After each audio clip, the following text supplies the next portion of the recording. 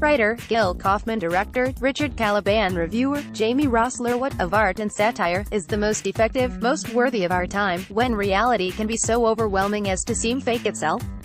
This question swiftly takes psychological primacy after an evening spent in the audience of Transparent Falsehood, Gil Kofman's parody of Donald Trump and his presidency. According to the program notes, the production's goal is to italicize and reclaim what was lost in all the white noise of Trump's thoughtless chaos. Instead, it exaggerates already disturbing personal and political truths in a way that makes this administration's abnormality more palatable, seeking sympathy for the devil and blunting life or death concerns into cheap punchlines. The false narrative that loosely propels the story forward is that of our reality TV president leading up to, performing, and then continuously referencing an HBO special. Every scene is of real people, in false but vaguely plausible situations. Donald puts his stereotypically homosexual sunburn to bed by telling him about beheadings. Ivanka knows that her father is sexually attracted to her and she uses it to her advantage. Steve Bannon lets Trump take pictures of his penis at a public urinal and then tweet it. Melania is treated poorly by her husband, who believes he has his own film crew following him around the clock although they're invisible to everyone else. Kofman employs a rather juvenile point of view to get laughs, and in that, he's often successful. Trump is a buffoon, surrounded by open secret corruption on par with no administration in recent historical memory. The superficial comedy well is deep. However, the deeper comedy of successful satire that allows for the exposing of new and insightful truths is nowhere to be found. As an evening of pure entertainment, Transparent Falsehood is not without a merit. Ezra Barnes gives the audience a perfectly incorrect imitation of Donald J. Trump. Focusing less on the cartoonish aspects of his behavior and more on the speech patterns plus the word and topic choices, he grounds the character with bigoted motivations and unhealthy ideas about human social engagement. He interacts with the audience, who find themselves unable to react without disdain. In a room filled with people who are members of the anti-Trump choir, even a solid impersonation can be too much to respond to with neutrality. Kofman's script is rife with off-color jokes about incest, verbal and visual penis references, outward misogyny, and anti-Semitism. You'll laugh, and you'll shake your head, but none of it is new.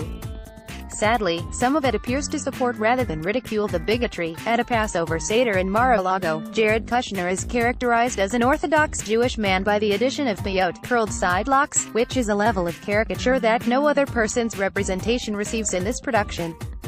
One hopes that the intention of having this scene immediately following one in which Bannon ironically complains about the Jews and their kvetching is supposed to skewer rather than extol anti-Jewish prejudice, but Richard Caliban's directorial choice of having cast member Wyatt Fenner don these fake curls is itself an anti-Semitic choice. Additionally, it is completely unnecessary from a theatrical point of view. A member of the press is planted in the audience, but this character is not played by a live actor. It is a life-size dummy, which could be a comment on the state of the media, or it could be a money-saving production choice.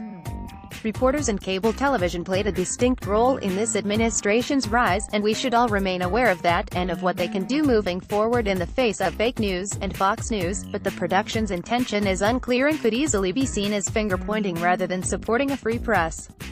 In the final scene we learn about a recurring dream in which Donald and his deceased father form an infinite Russian nesting doll enigma. His father's phantom is more than slightly reminiscent of Darth Vader and, spoiler alert, had a complicated relationship with his sons.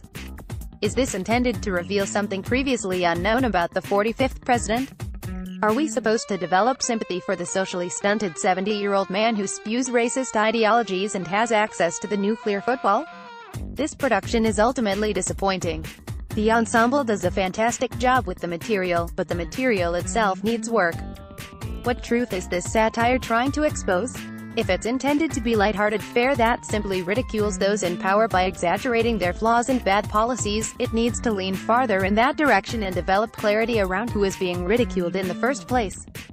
If, as the program notes say, the intention is to help digest the ongoing horror with something other than disposable outrage, then this production needs to dig into policy and its effects and leave the penis chandelier at home. Runs until the 19th of May 2018. Image, Joseph Henry Ritter. Transparent Falsehood, An American Travesty, Theater 511, New York. Writer, Gil Kofman. Director, Richard Caliban. Reviewer, Jamie Rosler. What of art and satire is the most effective, most worthy of our time, when reality can be so overwhelming as to seem fake itself? This question swiftly takes psychological primacy after an evening spent in the audience of Transparent Falsehood, Gil Kofman's parody of Donald Trump and his presidency. According to the program notes, the production's goal is to italicize and reclaim what was lost in all the white noise of Trump's thoughtless chaos. Instead, it exaggerates already disturbing personal and political truths in a way that makes this administration's